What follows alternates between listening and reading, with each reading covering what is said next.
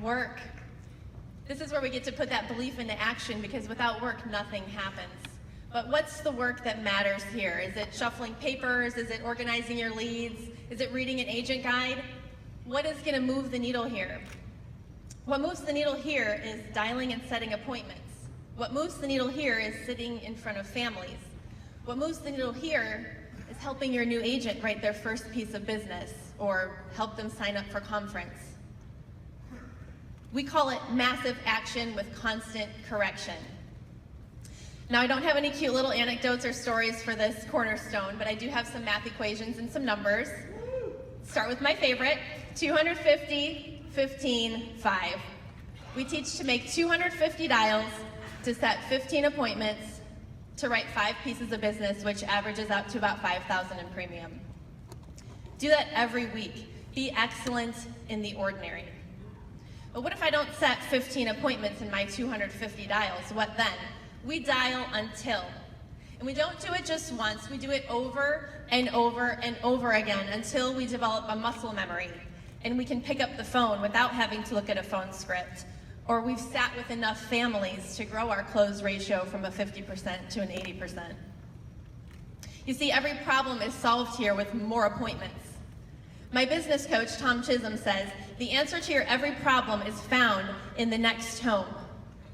Your next app, your next business partner can be found in your next home.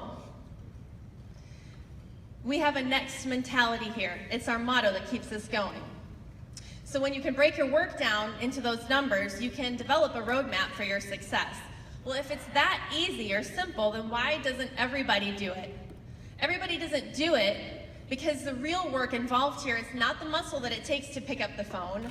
The real work is the emotional labor involved. Because you see, this business is built as much with your heart as it is with your hands. Emotional labor means not getting too excited when things go great and not getting too depressed when things go south.